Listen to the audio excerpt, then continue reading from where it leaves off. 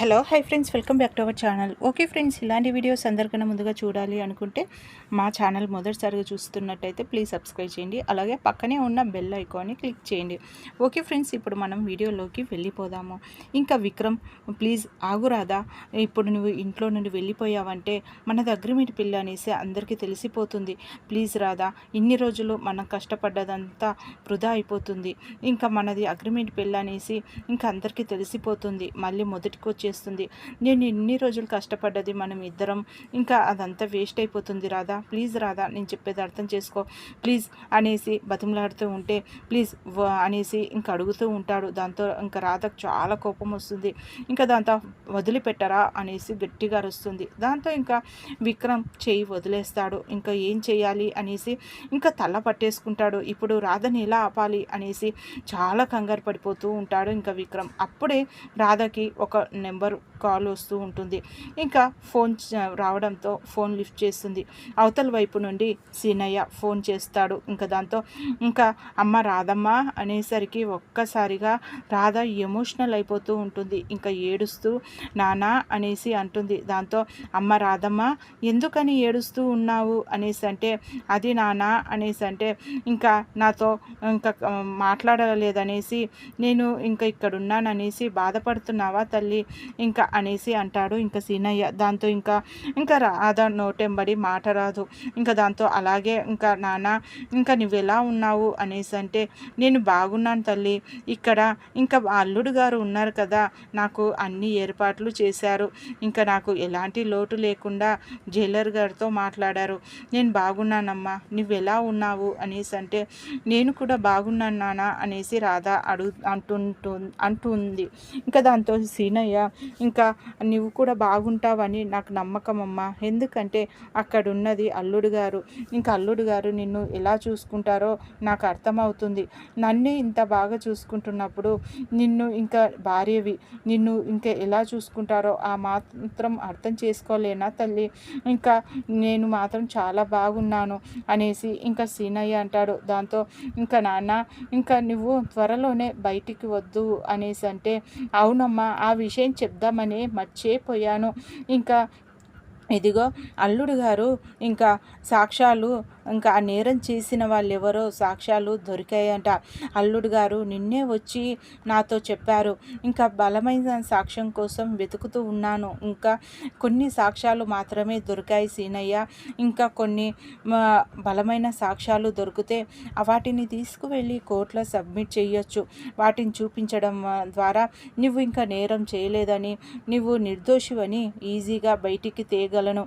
అందుకని కాస్త ఓపిక పట్టు, ఇంకా కొన్ని రోజులైతే నువ్వు బయటికి వచ్చేస్తావు, ఖచ్చితంగా నువ్వు బయటికి వస్తావని నాకు నమ్మకం ఉంది. అదే ప్రయత్నంలో ఉన్నాను, బలమైన సాక్ష్యం కోసం వెతుకుతూ ఉన్నాను. కొన్ని సాక్ష్యాలు మాత్రం దొరికాయి, నేరం చేసిన వాళ్ళెవరో నాకు తెలిసిపోయింది, కానీ ఇంకా బలమైన సాక్ష్యం కోసమే వెయిట్ చేస్తున్నాననేసి చెప్పారమ్మా అల్లుడు గారు అనేసి చెప్తాడు ఇంకా సీనయ్య. దాంతో ఒక్కసారిగా ఇంకా రాధ షాక్ అవుతుంది.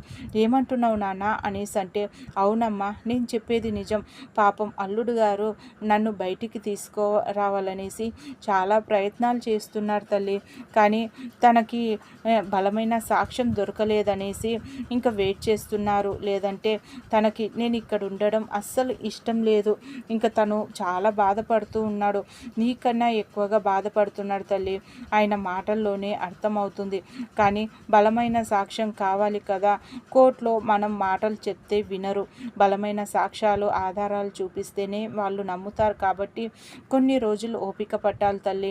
ఇదిగో ఇప్పుడు కూడా నేను నీతో ఫోన్ మాట్లాడడానికి నాకు ఇదిగో ఈ ఫోన్ ఇప్పించాడు మా అల్లుడు గారు, ఇంకా అప్పుడప్పుడు మాట్లాడమని ఇంకా రాధ మీకోసమే ఏడుస్తూ తలుచుకుంటూ బాధపడుతూ ఉందనేసి చెప్పారు, అందుకనేసే ఈ ఫోన్ కూడా ఇప్పించడం జరిగింది.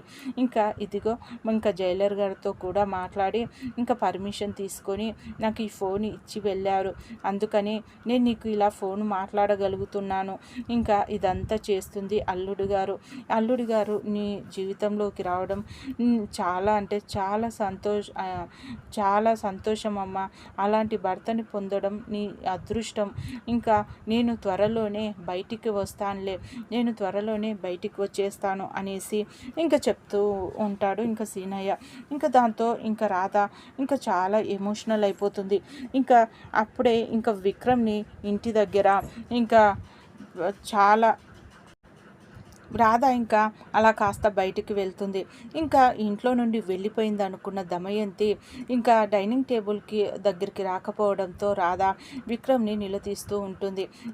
రాధ ఏదిరా, ఎక్కడికి వెళ్ళింది అనేసి అడుగుతూ ఉంటే ఇంకా దమయంతి ఇంట్లో నుండి వెళ్ళిపోయింది అనుకొని ఇంకా తను ఎక్కడ ఉంది, ఇంకా తను ఇంట్లో నుండి వెళ్ళిపోయింది కదా అనేసి అంటే ఏమంటున్నారు వదిన గారు అనేసి అంటే అవును, తను ఇంకా వాళ్ళ నాన్నని విక్రమ్ విడిపించలేదని సాక్ష్యాలు ఉన్నా తనని బయటికి తీసుకురావడం లేదు అంటే ఏ అగ్రిమెంట్ పెళ్ళి బయటపడుతుందని, మళ్ళీ ప్రియతో పెళ్ళి ఎక్కడ చేస్తారా అనేసి ఇంకా ప్రియాని పెళ్ళి చేసుకోవడానికి తప్పించుకోవడానికి అగ్రిమెంట్ పెళ్ళి చేసుకున్న విక్రమ్, అలాగే వాళ్ళ నాన్నని బయటికి తీసుకురావడం కోసం అని అగ్రిమెంట్ పెళ్ళి చేసుకున్న రాధ ఇద్దరు కలిసి నాటకాన్ని బయట పడిపోతుందనేసి ఇంకా ఆ రాధ నిజం తెలుసుకొని విక్రమ్ కావాలనే మోసం చేశాడనేసి తను ఇంట్లో నుండి వెళ్ళిపోయింది కదా అనేసి దమయంతి చెప్తూ ఉంటుంది. దాంతో అస్సలు సునంద నమ్మదు. మీరు చెప్తుందంతా అబద్ధమని నాకు అర్థమవుతుంది. అసలు రాధ ఇంట్లో నుండి ఎందుకు వెళ్ళిపోతుంది, వాళ్ళది అసలు అగ్రిమెంట్ పెళ్ళే కాదు అనేసి, అయినా సాక్ష్యాలు బలమైన సాక్ష్యాలు ఉంటే విక్రమ్ ఎందుకు బయటికి తీసుకురాలేడు, ఇంకా విక్రమ్ అలాంటి వాడు కాదు, నా కొడుకు ఎలాంటి వాడో నాకు తెలియదా అనేసి ఇంకా సునంద అంటూ ఉంటే అయితే మళ్ళీ రాధ ఏది అనేసి దమయంతి అడుగుతూ ఉంటుంది. ఇంకా దాంతో రాధ ఇక్కడెక్కడో వెళ్ళి ఉంటుంది, గుడికో ఎక్కడైనా వెళ్ళేసి వస్తుంది అనేసి అంటుంది సునంద. అయితే విక్రమ్ని అడిగి చూడు సునంద అనేసి అంటే ఇంకా విక్రమ్ని అడుగుతూ ఉంటుంది. నా మీద ఒట్టేసి చెప్పరా, నిజం చెప్పు, రాధ ఎక్కడికి వెళ్ళింది అనేసి అంటే అది అమ్మ ఇంకా అనేసి అంటూ ఉండగా అప్పుడే రాధ రావడం జరుగుతుంది. అత్తయ్య గారు అనేసి వస్తూ ఉంటే ఇంకా ఒక్కసారిగా దమయంతి, ప్రియ అందరూ, విక్రమ్ కూడా షాక్ అయిపోతాడు. దాంతో ఇంకా రాధా ఎక్కడికి వెళ్ళావమ్మా అనేసి అంటే గుడికి వెళ్ళాను అత్తయ్య అనేసి అంటుంది ఇంకా రాధ. అవునా, ఎందుకని ఇప్పుడు అనేసి అంటే కాస్త మనసు బాగలేదనేసి గుడికి వెళ్ళేసి వస్తున్నాను అనేసి ఇంకా రాధ చెప్పడంతో నేను చెప్పాను కదా తను గుడికి వెళ్ళేసి ఉంటుందని, ఇంకా ఎందుకంటే తనకు ఈ మధ్య ఇంకా మనసు బాగుండదు, ఎందుకంటే తనని ఏదో ఒకటి అంటూ ఉన్నాము, తనని ఇబ్బంది పెడుతున్నాము, అందరం బాధ పెడుతున్నాం కాబట్టి తను ఇంకా బాధతోనే గుడికి వెళ్ళి ఉంటుందని నేను అదే చెప్తున్నానమ్మా. కానీ ఇదిగో దమయంతి నువ్వు ఇంట్లో నుండి వెళ్ళిపోయావని ఏదేదో మాట్లాడుతూ ఉంది, కానీ నేను అదన్నీ ఏమీ నమ్మలేదు. ఇంకా అదే విక్రమ్ని కూడా అడుగుతూ ఉన్నాను, కానీ విక్రమ్ కూడా ఏమీ చెప్పడం లేదు అనేసి అంటే నేను విక్రమ్ సార్తో చెప్పలేదు అత్తయ్య, చెప్పకుండా నేను మాత్రమే వెళ్ళాను, విక్రమ్ సార్ కూడా తెలియదు అనేసి అంటే అవునా, అందుకేనా విక్రమ్ ఏమీ మాట్లాడడం లేదు అనేసి ఇంకా సునంద పదమ్మ టిఫిన్ చేదు అనేసి అంటుంది. దాంతో ఇంకా టిఫిన్కి కూర్చుంటుంది. దమయంతికి మాత్రం ఏమీ అర్థం కాదు, వెళ్ళినట్టే వెళ్ళి మళ్ళీ ఎందుకు తిరిగి వచ్చింది అనేసి ఆలోచిస్తూ ఉంటుంది ఇంకా దమయంతి. ఓకే ఫ్రెండ్స్, మా వీడియో కనుక మీకు నచ్చినట్టయితే ప్లీజ్ సబ్స్క్రైబ్ చేయండి, అలాగే పక్కనే ఉన్న బెల్ ఐకాన్ని క్లిక్ చేయండి. ఇలాంటి వీడియోస్ అందరికన్నా ముందుగా చూడగలుగుతారు. Thank you.